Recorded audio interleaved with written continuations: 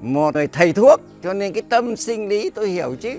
Bởi vì cái tình dục ấy, nó là vấn đề cực kỳ quan trọng trong một cái cuộc sống của vợ chồng. Tôi nói thật, anh nào mà yếu về sinh lý ấy, thì đã mất nửa đời người khoái cảm rồi. Mà như thế thì còn gì nữa, một đời người sống được bao nhiêu năm lắm mà yếu. Bởi vậy, cho nên anh nào mà yếu về sinh lý thì hãy đến với tôi và hãy dùng sản phẩm chính của tôi. Chính tôi dùng thường xuyên, thì dại gì tôi không dùng.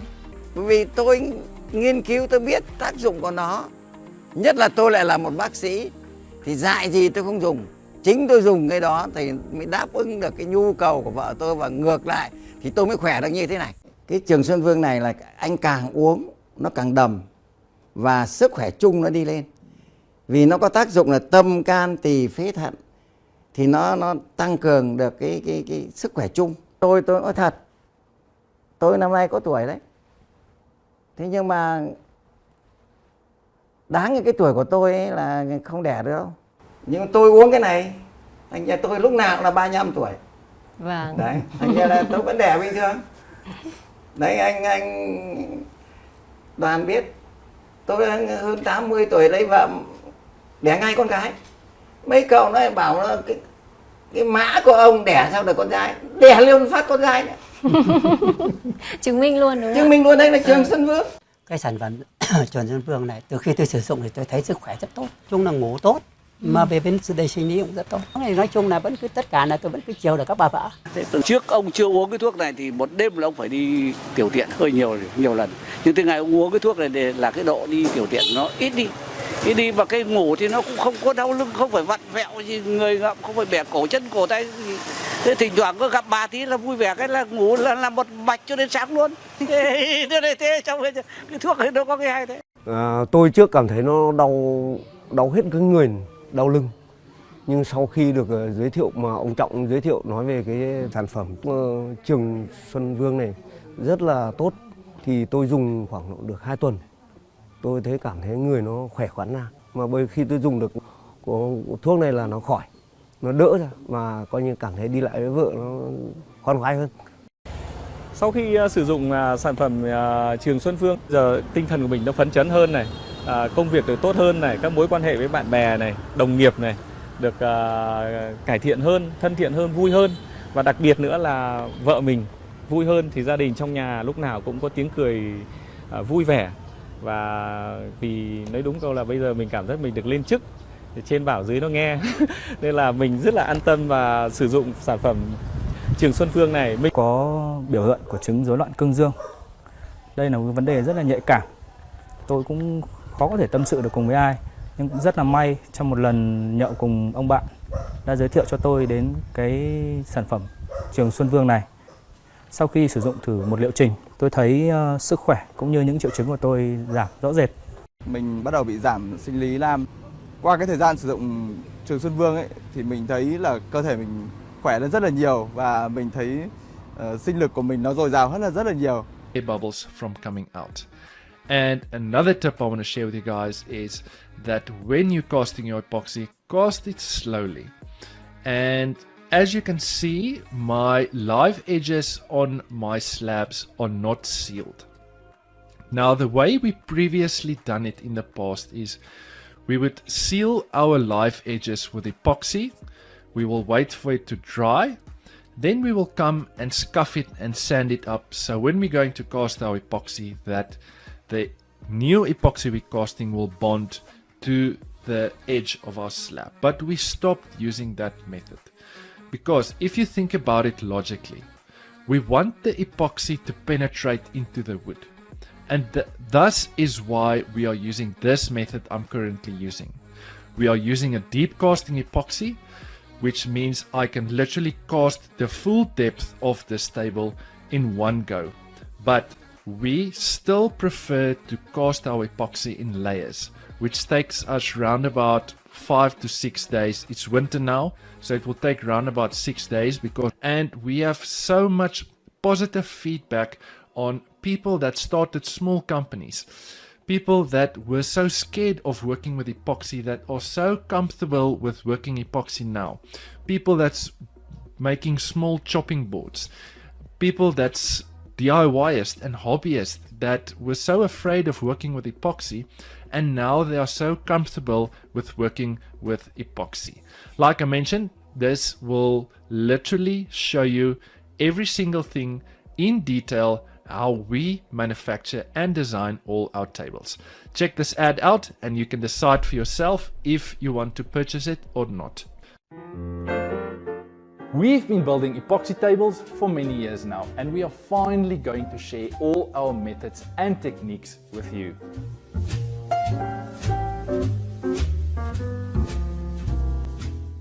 My name is Greg, and I am going to show you how to build the perfect epoxy table. I'm going to show you all the tools you need, exactly how to use them, and show you some tips and tricks down the line. Everyone thinks you need to cast your second layer of epoxy once your first layer has set. That's not true.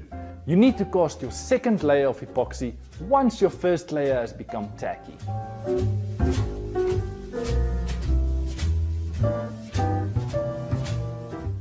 This masterclass has been designed for all woodworkers, from your beginner all the way up to your experts.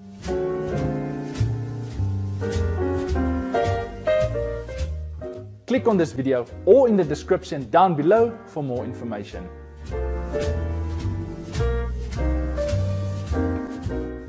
So the prices for the course will go up by next month, so you guys must probably have another week left. Then the course will double in price, so make sure you go and check it out before the prices go up.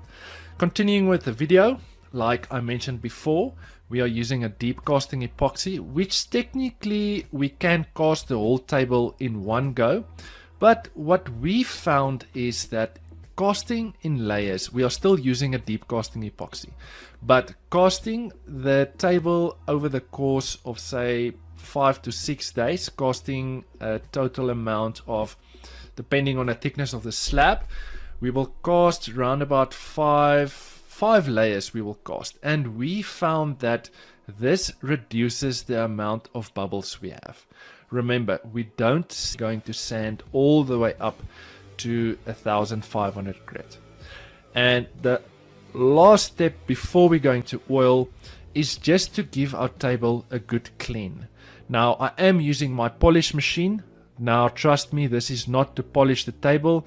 This is just to remove that last white dust particles the sander makes, and this is quite crucial, and we found that this method is the best method in removing the last dust particles. Apologies. The last step before we go into oil, we are going to add our signature to our tables. Now we are super proud of our brand, and as you can see, it's obviously not DIY with Greg. We actually do have a custom fabricator company called Craft House, which we focus on bespoke, luxury, handcrafted South African furniture. Now this is the part I want to show you guys. We are using Odis oil, and we will start with the Odis oil Super Duper, and we did add a little bit of the espresso powder, which will make the oil slightly browner. Now the reason why we do this is we want to remove most of the yellows in the wood, and we will typically start with the Odis oil Super Duper.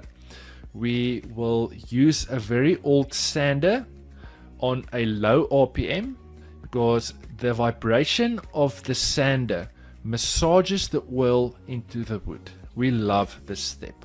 Once we applied the first coat of oil, we will leave our table for around about 1 to 1.5 hours. Then we will come and buff the oil off. Coming back the next day, round about 24 to 30 hours later, then we will come and apply the original Odis oil. We will leave it for 1 hour, and then we will come and buff it off.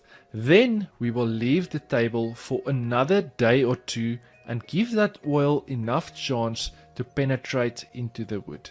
And we will repeat the same process for the underside, obviously. Now, I know it takes us a total of around about 4 to 5 days to oil our tables. I know this is long, but we love using Odie's. It's absolutely our favorite oil we like using in when we building epoxy tables. And if I can advise you guys, so this step is number 1, to close all the small little cracks and holes. And I'm putting a very thick coat of epoxy on because I want the coat of epoxy to penetrate into the wood. This is also going to help to seal the wood long term if the wood decides to shrink or expand.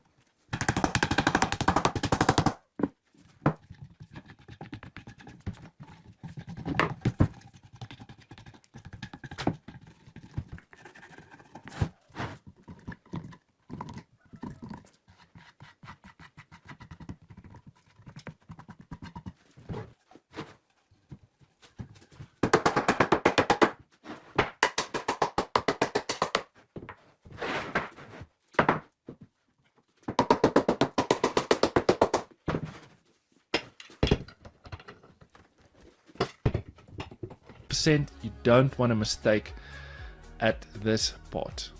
Another tip I want to share with you guys is in mixing your colors. The specific client asked for a transparent blue color, and it's quite critical in each batch of epoxy you're mixing that you add the exact same amount of drops in to have consistent color C.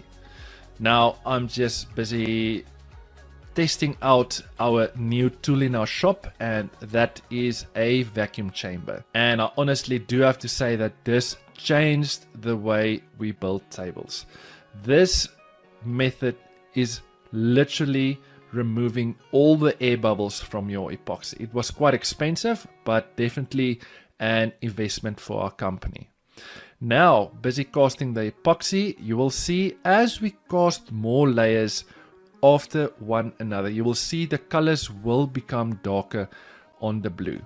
And another tip I want to share with you guys, in when you're going to pour your epoxy, pour it on a ridge, on an edge of your table. This will prevent it's difficult to remove the marks the underside of the router makes on the epoxy section. The next step in our project is to continue sanding. Now, this is also a very crucial part in which oil you're going to end up using for your table. If you're going to use Rubio Monocoat, you can only sand your wooden section to 180 grit. Now for us, we are using Odie's oil, which means we can sand to any grit our heart desires, which means that we can sand our wood and our epoxy to 400 grit. And the reason we are sanding to 400 grit sandpaper is because we want a frost smoky finish on our table. If we are going to do a high gloss finish, we are obviously seal our live edges. So you will always have small micro bubbles on the edge of your slab. This is why we cast in layers, because deep casting epoxy obviously takes longer to cure. And this helps us to remove 98% of all our air bubbles. Now, taking the table to one of our suppliers' shop, which he has a massive CNC machine. Now, we are obviously not in a position to purchase a CNC machine because it's truly really expensive. So for a small cost, we just take it to our supplier. It takes us around about 2 hours to flatten our table both sides. And this is the most critical step in making sure that you have a flat surface between your wood and your epoxy. Now, the way we previously done it, I think we only done it once or twice way at the start when we started manufacturing epoxy tables, is we would have done it manually with a router sled. Now, there's nothing wrong with it, but we found that it's so messy and it takes us just too much time in getting our surface flat. And that's why we don't waste our time anymore. We just pay the small fee, and doing it on a CNC machine is just way faster, and it saves us so much time in completing this project. Having the table back in my shop, we are going to start sanding with our Festool Rotex machine in the Rotex setting. Now, the Rotex setting is like a belt sander setting, but it's not as aggressive as a belt sander. This step is to remove all the CNC lines the CNC machine made. You will see on the table there's so many lines, and the 80 grit sandpaper is going to remove all those lines. This step is quite critical for the next step that's going to follow in our build.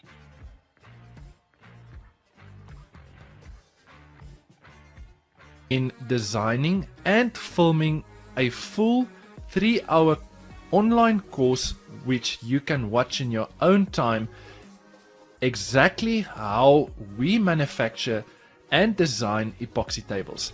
In this class, we are literally taking you by the hand and showing you from start to finish every single thing you need to know to build a epoxy table successfully. The course is 3 hours long. I am going to leave a link down in the description of this video where you can go to our website and where you can purchase this online epoxy masterclass. I think there's more than 1,000 people that already purchased the class. Moving to the next part in our project, and that was to mark for the steel base, to fasten threaded inserts from the underside.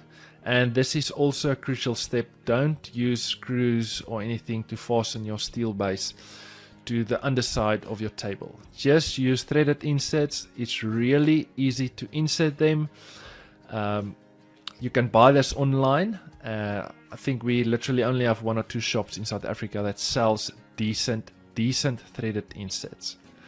Moving to the next part in our project, and that is by giving our table on top and at the bottom a small 45-degree chamfer.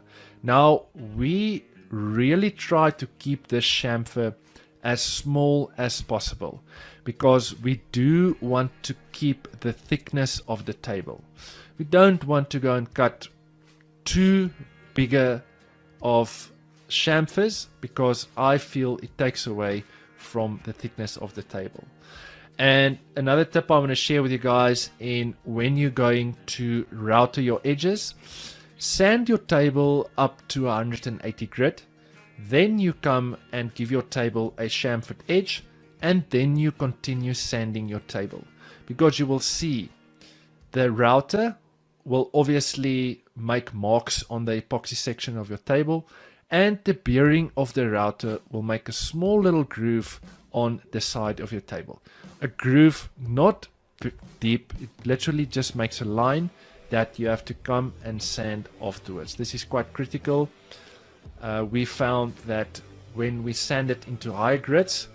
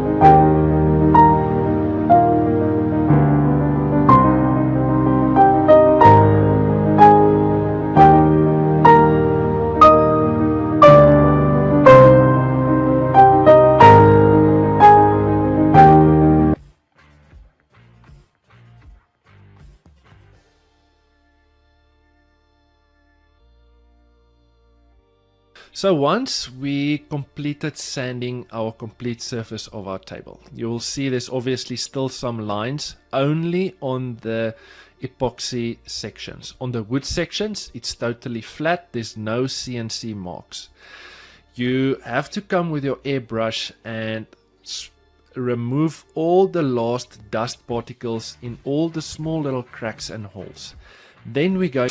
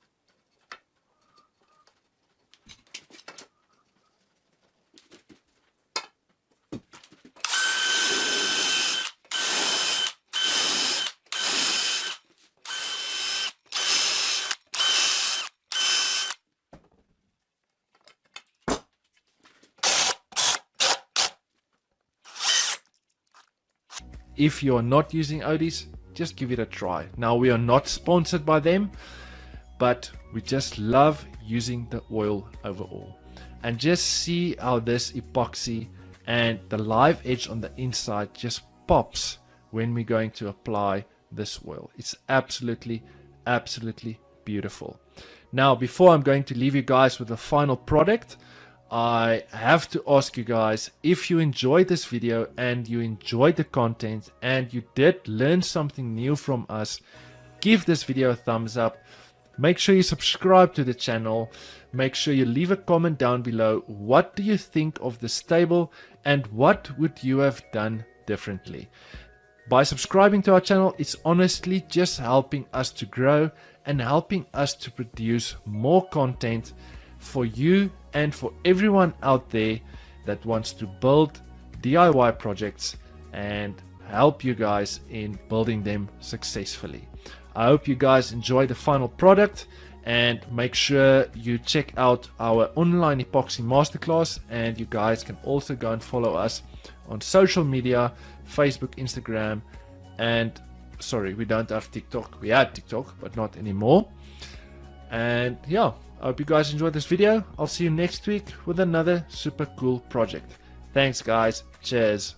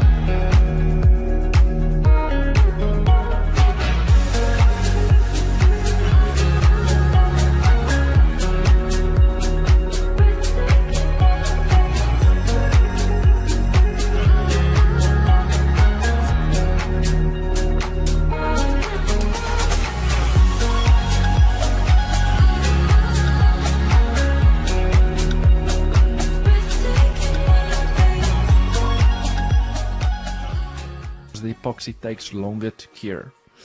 And this is a massive tip I want to share with you guys in casting the next layer. As you can see, the layer I'm busy tapping now is tacky. It's like a toffee, but it's still not a liquid form. And this is absolutely the best method we found in casting the next layer of epoxy. Instead of waiting for that layer to dry and sand it and then cast your next layer, we will wait for the perfect timing once the layer you just casted becomes tacky, that you cast your next layer. That bond between the two layers are absolutely the best bond you will ever get. So there's something I want to share with you guys in something we've been working extremely hard on. And that is by compiling a complete epoxy online masterclass. We get so much queries internationally of all the methods we're using. People keeps on asking us sanding methods, polishing methods, you know, everything regarding how to build the epoxy table successfully. So we took the liberty in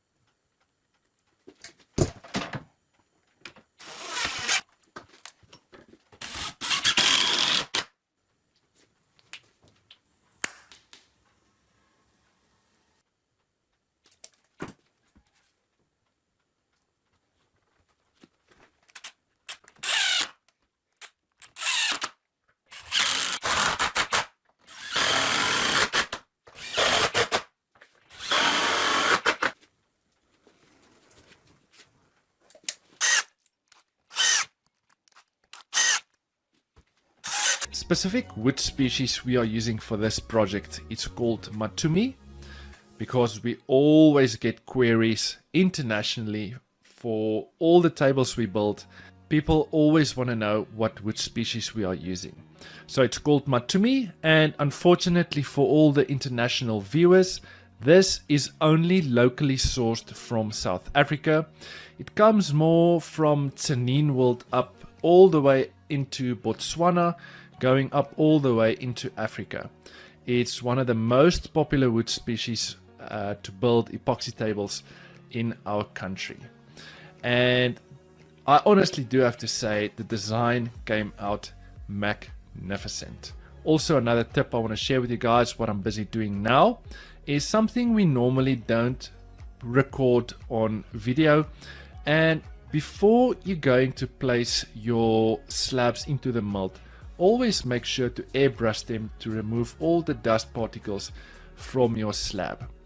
Also remember to wipe your wood off, because there will always be smaller dust particles that you need to remove before you're going to cast your epoxy. Now we're just busy placing all our pieces of wood into our mold we just built, and I know I'm most probably going to get some critics for this step, but we found in removing all the dust particles before we're going to cast our epoxy, we just use a leaf blower, because there's enormous amount of air that comes out that goes into all the small little cracks and holes that will remove the last dust particles. Now I'm just busy calculating the amount of epoxy we're going to use, and this was a really tricky calculation because there was a lot of bends, twists and turns, height differences, but at the end it's not that difficult of a calculation to make. It's really simple if you don't complicate things too much. It's a simple calculation of length times width times height, and I will go more into detail on this, tips and tricks down the line. Hopefully by the end of this video you will also be able to build a epoxy table successfully. It's obviously not that simple, but we are going to give you our most valuable insight of designing and manufacturing epoxy tables successfully. And you guys do want to stick around until the middle part of this video, because we got a really important announcement we want to share with all the hobbyists, the DIYers, and for all the people that wants to start the epoxy company but don't know where to start. Maybe you are a master already, but there might be some things in this project that you can take and learn from us. We are also continuously always seeking new methods, new techniques, speaking to new suppliers internationally, and see how we can better our methods and techniques of building epoxy tables. I honestly think that there's always room for improvement, and I currently think that the methods we are currently using is the absolute best, but I can guarantee you that most probably by the near future there will always be smaller things in our shop we will change, just to make life easier for us and to make the design and manufacturing of building epoxy tables easier for us. And you guys do want to stick around till around about the middle part of this video, because there's a really important announcement we want to share with all the hobbyists, the DIYers, and for all the people that wants to start a company but don't know where to start. And you guys do want to stick around till the end to see how this masterpiece came out. Now, starting this week's project off, we are going to build something unique, something special, something the client asked us that they don't want a traditional epoxy river table. They wanted something different, something funky. And that's where the design part of this project was really tricky. I think we took, normally when we design epoxy tables, we will take around about half an hour to an hour to design the layout. We will send it to the client and they want to mix a separate small batch of epoxy, because 90% of all the slabs we receive from the kiln dry is really dry. I would say it's around about 10% in moisture, and this means that there's a lot of cracks that occurs in the wood, and we obviously have to close this. Now this is where the next step is quite crucial, because you do want to close all that small little cracks and holes and imperfection on the top and the bottom of your table. It's quite critical to finish the bottom of your table exactly the same as your top of the table, because the client obviously pays premium prices for the table, and you don't want to give him something that you haven't done in a perfect way. In different climate situations where the table is going to be. We haven't done this step previously, but we found this seals the wood, and it's definitely going to prevent the wood from moving if there's a very thin layer that's going to penetrate into the wood. And you will see once you're going to apply your layer of epoxy over the complete surface of your table, you will continuously have to come back and close the small little cracks and holes, because the epoxy is going to penetrate into that crack, and then you're going to have to come and fill that crack afterwards. And so for the holes as well. This is quite crucial in your build to get the perfect surface and to get the perfect finish at the end of your project. So once we are done with this step, we will leave this top coat of epoxy for around about 2 days to give it time to penetrate into the wood and give it time to get extremely hard. Now it's also important to know that the epoxy we're using, that we casted the table, and the epoxy we are using now to apply the top coat is 2 different types of epoxy. If you are going to use deep casting epoxy for this top coat I'm applying now, you are most probably gonna wait 3 to 5 days for that epoxy to cure, because deep casting epoxy is not designed to be casted in a thin layer. It's designed to be casted in a thick layer. That is quite crucial. And as you can see, I am busy closing all the small little cracks and holes, because the epoxy keeps on going into the cracks, and this is quite an irritating step, and you have to start this in the morning, because you're continuously going to come back and fill that crack. Otherwise, if you're going to do it just before you go home, you'll come back the next day and you will find that that crack is still open. And it's also quite crucial to come with your gas torch and torch all the small little bubbles that will occur once you're going to apply this thin layer of epoxy over your wooden section of your table.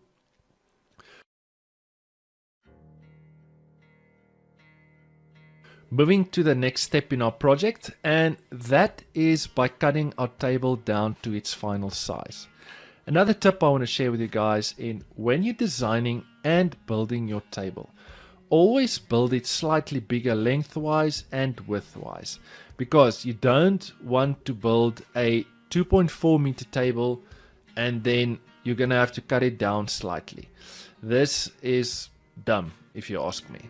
So once you cut your first line on the longer edge of your table, we will take that measurement and copy it to the other side to make sure that the 2 longer sides of our table is exactly parallel.